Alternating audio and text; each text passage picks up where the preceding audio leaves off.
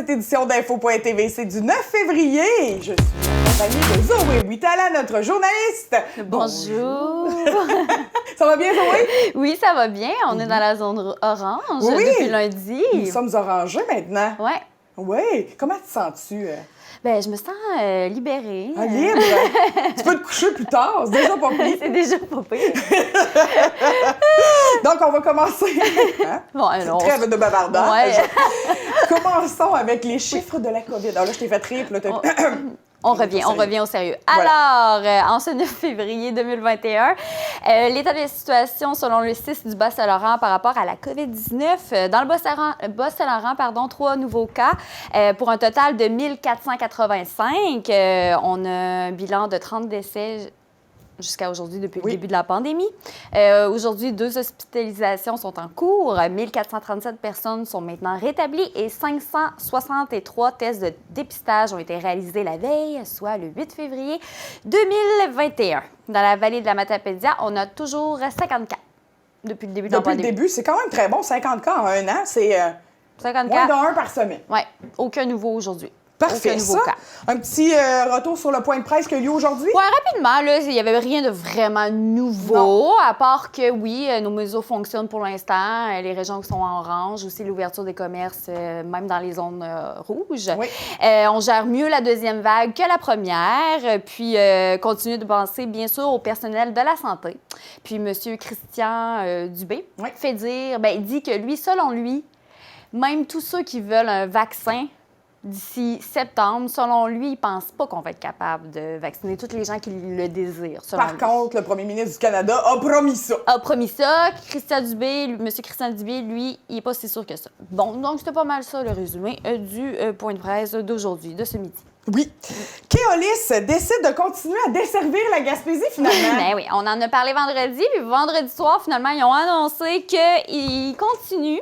Le gouvernement du Québec a créé une aide d'urgence de 10 millions, j'en ai parlé la semaine passée, de dollars pour les autobus qui voyagent entre les régions. L'enveloppe prévoit aussi, notamment, de couvrir 75 de l'argent qu'ils ont perdu depuis le 16 octobre dernier. Keolis mentionne que leur situation demeure fragile, tout de même, en raison de la pandémie. Comme bien d'autres, hein?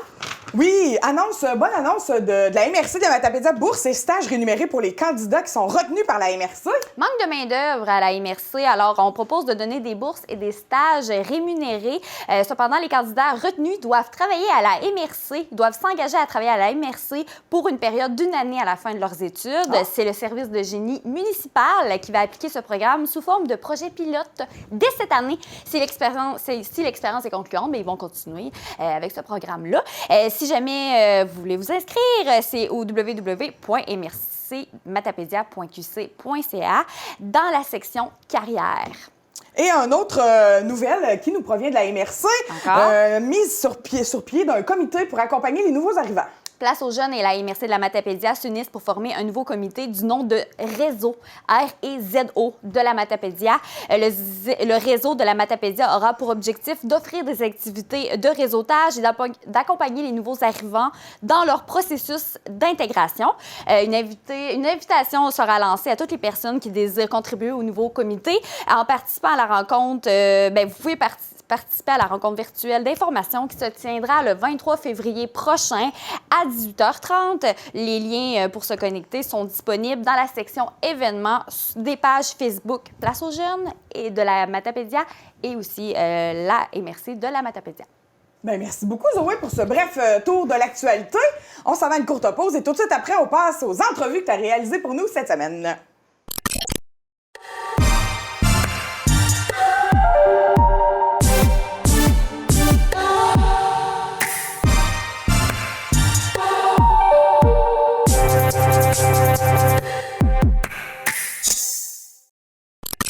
Même si on est en zone orange, les sports d'équipe pour les jeunes ne peuvent pas être pratiqués comme à l'automne. J'en parle avec le président de Hockey Bas-Saint-Laurent. Bonjour, Guylain! Oui, ça va bien? Mais oui, vous? Ça va super bien, oui. Oui, on peut se tutoyer, c'est vrai, on se l'est dit, désolé. C'est la première fois qu'on se rencontre, c'est pour ça.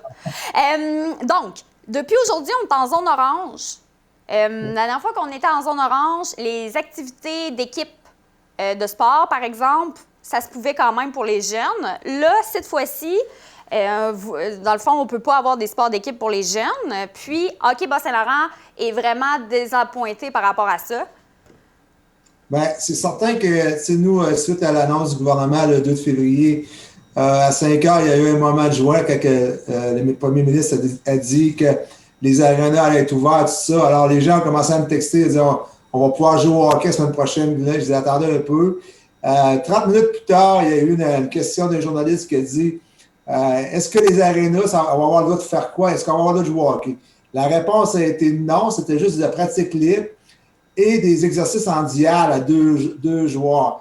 Alors ça, c'était un effet de bombe sur mon téléphone où le Messenger ou les textos, ça rentrait. Alors, suite à ça, personnellement, j'ai décidé de parler aux 5 présidents des autres régions, c'est-à-dire l'Abitibi, la Côte-Nord, le Saguenay-Lac-Saint-Jean et la Gaspésie, et plus nous.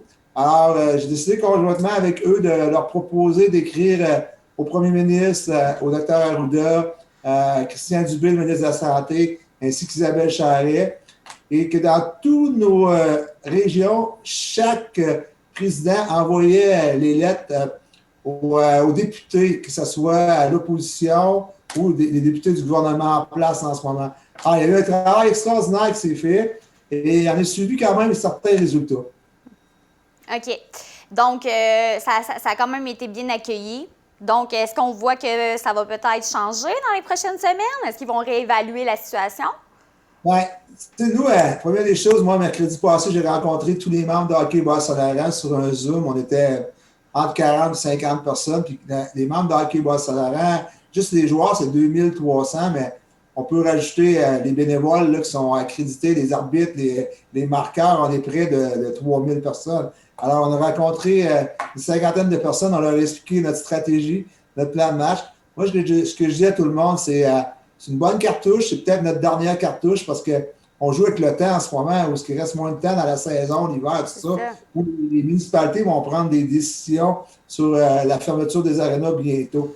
Alors, l'objectif premier est toujours de ramener les jeunes sur la glace dans le plus possible, de les faire jouer, amuser localement ou avec intra-équipe et de contrer aussi le virus le plus possible.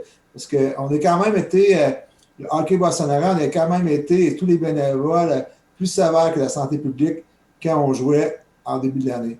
Oui, mais on s'entend qu'il n'y a eu aucune éclosion, ça s'est bien passé, donc on ne comprend pas finalement pourquoi qu'on enlève le sport d'équipe aux jeunes. Bien, nous on sait que le virus est là, on sait que c'est mondial, on sait qu'on n'a pas les vaccins, on comprend tout ça.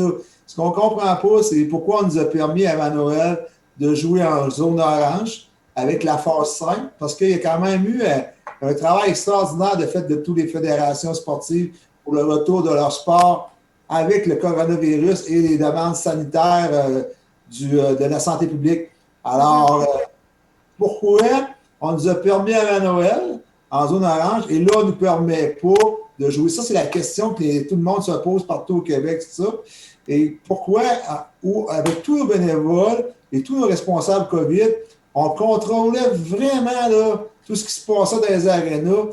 Puis les gens ne doivent pas penser que c'était comme dans le passé, parce que c'était pas partout comme dans le passé. C'est vraiment une nouvelle façon. On a évolué dans une nouvelle façon de faire jouer les enfants. Tout ça, le premier, comme j'ai dit, c'est de garder sa glace, c'est la santé mentale, la santé et les saines habitudes des enfants. Et là, on peut parler de tous les sports. Moi, j'invite toutes les fédérations, toutes les associations sportives à mettre aussi eux autres sur la table quelque chose pour essayer de faire bouger le plus vite possible. Est-ce que vous êtes en train de préparer pour le hockey du printemps? Parce qu'habitude, je pense qu'il y a aussi un sport d'équipe pour les jeunes au hockey le printemps. Oui, mais nous, ce qu'on fait, c'est qu'on regarde avec toutes nos associations. On a fait un sondage avant Noël et après Noël. On leur a demandé d'aller voir quand les patinoires allaient former dans leur association ou dans leur ville. Et ce qu'on regarde, c'est pour jouer jusqu'au 30 avril. Parce que considérant qu'on avait mis des choses en place avec un tableau COVID, un tableau d'organisation de fin de semaine, et on avait mis par secteur, on avait séparé le Bas-Saint-Laurent en deux. C'est-à-dire l'Ouest, c'est Coyote-TB ensemble, et l'Est avec Rimouski, Matane, Métis, Vallée et Saint-Anne-des-Monts ensemble. Puis vous faisiez même dire que vous étiez trop sévère. Donc là, présentement, vous sentez comme si... pourquoi qu'on se fait un peu comme... pourquoi on est en punition quand on a très bien fait ça avant, là, à l'automne? Effectivement, on était plus sévère que la santé publique. Soit avec, je vous explique de quoi, là, on a mis des règlements cette année au niveau de tout le monde. Là. On ne voulait pas avoir de regroupement, jamais qu'il y avait un arrêt de jeu. On a même émis des suspensions quand il y a eu des attroupements, parce qu'on a dit que c'était une année COVID, puis il faut revoir comment on fait les choses. Il y a eu une éclosion à Matane dans une résidence de personnes âgées. Toute la fin de semaine, on a gelé ce secteur-là. Personne de Matane, que ce soit dans les équipes de regroupement régional ou dans les équipes locales ou du monde de l'extérieur. Personne n'a sorti, personne n'a été joué là pendant 4 jours. Et la même chose à Rimouski au début de décembre. Alors là, mon téléphone s'est mis à sonner. On a même mis un arrêt pour tout le monde du 8 octobre au 28 octobre, 20 jours, parce qu'on voulait contrôler le virus, parce qu'il y en avait un peu dans l'Ouest. Pendant que d'autres personnes continuaient à jouer, nous, on a tout fait ça. Et là, on est pire. Le hockey civil, à ce moment, est en arrêt pendant que d'autres sont sur la glace en disant qu'ils sont des bulles. Ben, tu sais, c'est là que le gouvernement, il faut qu'ils comprennent qu'on veut faire jouer les jeunes, on a des bonnes structures, on a des responsables COVID, on a du monde qui travaille fort. Et ce monde-là côtoie les mêmes personnes qui ont le droit de le faire. Non, c'est clair. Il manque de cohérence un peu. Là, je comprends que vous trouvez ça. Mais juste en tant que gestionnaire de l'aréna de Courseulles-Piscale aussi, ça ne doit pas être facile parce que là, on parle du hockey, mais il y a aussi le patinage artistique, etc. Là. Toutes les autres fédérations, c'est la même chose. Là, à partir d'aujourd'hui, il y a quelques assouplements pour des sports. Mais c'est pas tous les jeunes qui ont cet assouplement-là. Là, on parle de sport de glace, mais on pourrait parler de volleyball, de basketball. On pourrait parler de tous les sports d'équipe en ce moment. Parce que pourquoi le gouvernement, toutes les fédérations sportives ont fait des phases? Au hockey, tu as 6 phases. Tu as la phase 1, qui était hors glace, la phase 2, la phase 3, la phase 4, juste localement pratiquée ou inter-association. Et la phase 5, c'était juste avant le retour au jeu normal, c'est-à-dire des équipes de 10, 5 contre 5, mais aucune mise en échec. La phase 6, tu sais, la dernière phase, ça va revenir à la normale. Mais on n'est pas là. Puis on savait depuis Noël, puis on le disait à tout notre monde qu'on ne serait pas en phase 6. Attendez-vous pas à ça. Si le gouvernement nous ramène en phase 4 en ce moment, où on peut mettre les jeunes sur la glace, faire des pratiques, les faire jouer 2 contre 2, 3 contre 3 en espace restreint, en contrôlant la distanciation et les regroupements, ben, je pense que c'est faisable. Mais on ne comprend pas personne de nous autres, les 5 présidents. Pourquoi, avant Noël, il y a une région qui a joué pas loin de 1200 matchs d'Abitibi, eux autres. Pourquoi on ne peut pas jouer au hockey en étant en orange? Il aurait peut-être dû nous dire, ben, on part de la phase, la couleur rouge, mais on est en rouge pâle. C'est plus du rouge pâle que de l'orange qu'on a. Un rouge pâle, oui, j'aime ça. Oui, puis d'autant plus que dans la vallée de la Matapédia, on a vraiment peu de cas depuis le début de la pandémie. Là. Donc, on est même moins pire que d'autres zones qui sont en orange présentement. Là. Une affaire qui a amené beaucoup de frustration dans nos régions, c'est ça un peu. C'est que depuis, je vous dirais, le 5 janvier, la courbe n'a pas monté, la courbe a descendu. On a toujours entendu dire, le gouvernement disait, on va contrôler la courbe. Nos régions, on l'a contrôlé, la courbe. Alors, nous, c'est ça qu'on demandait à nos politiciens de nous expliquer puis de travailler avec nous, de pousser dans le même sens. On a eu quand même des bonnes discussions avec des politiciens qui vont poser des questions cette semaine au Parlement de Québec à la ministre Charette. Ce qui est déplorable, c'est que j'aimais beaucoup Isabelle Charret, je l'aime encore, mais comment ça qu'on la veut pas? Comment ça qu'elle nous appelle pas? Pendant que des partis d'opposition travaillent avec nous, nous ont appelés. On a eu un Zoom avec des gens du Parti libéral. Le Parti québécois a fait une lettre sur notre lettre à nous, alors en faisant une demande de ramener les jeunes au sport. Et on parle, je travaille en loisir, puis on parle de saines habitudes de vie. On se fait casser les oreilles par ça tous les jours. La santé mentale, la santé physique. Et là, c'est tout le contraire. Alors, faites confiance aux bénévoles, faites confiance aux gens en place, parce que, vous savez, le hockey civil, c'est quand même un sport où c'est tous des bénévoles qui sont là. Est-ce qu'on va perdre des bénévoles? Est-ce qu'on va perdre des enfants qui vont faire d'autres choses, qui vont tomber dans des mauvaises habitudes de vie? C'est la question qu'il faut se poser. C'est la question en ce moment que les psychologues et tous les grands médecins se posent. Alors, pourquoi le gouvernement n'essaie pas de trouver une solution, tout le monde ensemble, en travaillant avec les gens du terrain? Des fois, je trouve que les gens du gouvernement sont décrochés du terrain. Mm-hmm. Non, c'est clair. Puis aussi, les députés sont là pour ça aussi, parce qu'eux sont plus sur le terrain. Donc, c'est bien que vous faites affaire avec eux. J'imagine que vous avez parlé à Pascal Bérubé aussi. Oui, on a parlé avec Pascal, comme j'ai dit tantôt, on a parlé avec la députée de Gaspé. Oui. La députée de Gaspé a défendu notre lettre. Elle a lu la lettre, elle l'a approuvée, elle l'a défendue. On a parlé avec Enrico Ciccone. Enrico, qui est un ancien professionnel de la Ligue nationale pour le Canadien de Montréal, un ancien agent de joueur. Il est au Parlement, il travaille beaucoup pour que les jeunes reviennent. Il comprend qu'il y a des jeunes qui ont des TDAH, qu'il faut qu'ils bougent. Il comprend tout ça, Enrico. Alors, on a eu une grosse discussion avec vendredi soir, un Zoom. C'est le seul qui nous a appelé qu'on a eu un Zoom avec. C'est le fun parce qu'on peut le changer. Puis on était les 5 régions ensemble, les 5 présidents. Il nous a posé des questions pour préparer son plan de match, pour poser des questions à la ministre et être au courant des dossiers parce que il défendait beaucoup les autres régions, mais il ne faut pas oublier que quand même, on a été chanceux, nos 5 régions. On est les seules régions au Québec où dans le hockey, les jeunes ont pu jouer au hockey. Mm-hmm. Ailleurs, il y a 11 régions qui ne jouent pas. Et non. Ça, j'ai beaucoup de tristesse, ces jeunes-là. Je me fais appeler des fois par des parents que je connais, puis dont vendredi, il y a un père qui m'a dit que son jeune était dans une équipe 3A, meilleur joueur au Québec, il va tout abandonner à 15 ans. Fait que c'est là que je dis, c'est triste de voir ça, là, c'est triste de voir ces jeunes-là qui abandonnent, puis les jeunes qui ne peuvent pas aller s'amuser. Oui, puis on entend beaucoup parler le premier ministre François Legault, parler parler de santé mentale, puis parler comment que l'éducation pour les jeunes, c'est important. Bien, je pense que le sport, ça va avec. Là, leurs activités, je veux dire, parascolaires, disons, là, ça va avec. Là. Bien, c'est important parce qu'en ce moment, là, les seuls qui peuvent aller sur la glace ou faire du sport, c'est les sports-études. Et il faut mêler sport-études et concentration sportive. Le sport-études, c'est vraiment les jeunes de sport élite au Québec. C'est subventionné par le ministère de l'Éducation. C'est de l'élite dans n'importe quel sport. Dans les concentrations sportives, c'est parents payeurs, enfin, d'utilisateurs payeurs. Alors là, c'est des parents qui envoient leur enfant dans une concentration sportive qui n'est pas subventionnée et qui payent des sous, des fois, entre 3 et peut-être 6, 5 000, 8 000, tout dépendant des écoles. Alors, nous, là, c'est le civil. La seule place où ça coûte plus cher, c'est la LEQ, l'élite provinciale. Mais on a des équipes qui sont sport-études et on a qui ne sont pas sport-études. Et ailleurs, ce sont des bénévoles avec un coût pas trop élevé pour jouer au hockey. Alors, c'est important que tout ce monde-là soit capable d'aller sur la patinoire parce que on va perdre du monde, tout le monde. Puis là, je le dis, on va perdre du monde santé mentale, santé physique, là, et du monde que les saines habitudes de vie, il y avait des bonnes saines habitudes de vie, vont peut-être changer leurs habitudes de vie. Non, c'est clair.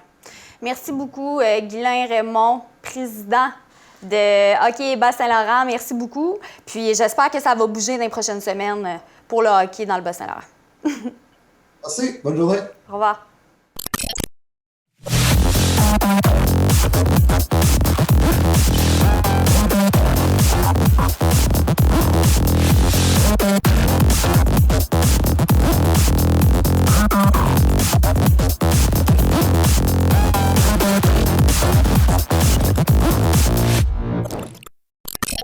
À la TVC de la Matapédia, on a reçu un soutien financier pour produire du numérique. J'en parle avec la directrice générale de la TVC de la Matapédia, Émilie Boulay-Chouinard. Petite coquille dans l'entrevue, le 192 599 est divisé entre les entreprises culturelles du Bas-Saint-Laurent et non du Québec. Bonne écoute. Émilie Boulay-Chouinard, directrice générale de la TVC de la Matapédia. Bonjour! Allô! Je te reçois aujourd'hui parce que la TVC, on va avoir du contenu numérique qui s'en vient. Oui, on en a déjà du contenu numérique, mais on a reçu un projet. Un projet pour faire du contenu numérique. Oui. Donc, juste pour le présenter, là, c'est dans le cadre du programme Soutien au rayonnement numérique. à travers le Québec, il y a 192 599 finalement divisés. Nous, on a eu droit à ce soutien-là. Oui. Aussi, Musée Bas-Saint-Laurent, École de musique des Trois-Maisons, les Jardins de Métis. Il y a eu 70 projets en tout. Au Québec, Au ouais. Québec. 7 télévisions aussi. Oui. Et nous faisons partie d'une des télévisions. Bon, donc, j'aimerais savoir, finalement, qu'est-ce qu'on va faire avec...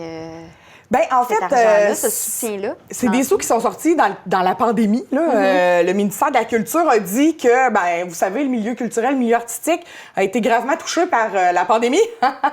Donc, ils nous ont offert de postuler. Il fallait soumettre un projet pour avoir des sous, pour être capable de se positionner dans Internet. Parce qu'il y a beaucoup de choses dans Internet. Puis, en tant que petite organisation, des fois... quand on recherche, en tant que monsieur, madame, tout le monde, on a de la misère à trouver du contenu local, là, du contenu qui se passe dans nos municipalités. Ouais. Donc, nous, on fait un projet de livraison culturelle, que ça s'appelle.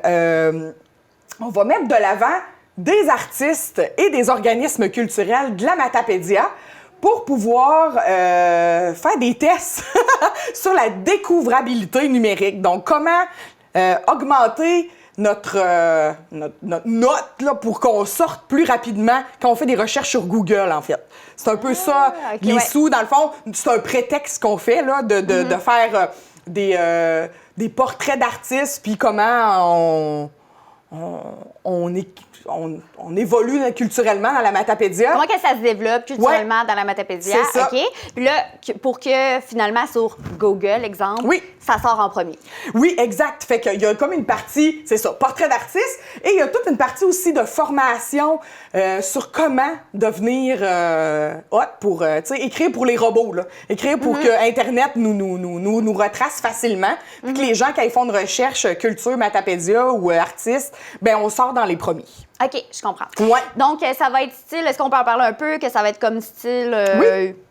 YouTube? Oui, dans le fond, YouTuber? notre projet Livraison culturelle aura 2 volets. Donc, le premier volet, ça va être vraiment 5-10 minutes là, YouTube, où on va explorer la pratique culturelle et ou l'offre culturelle de l'organisme.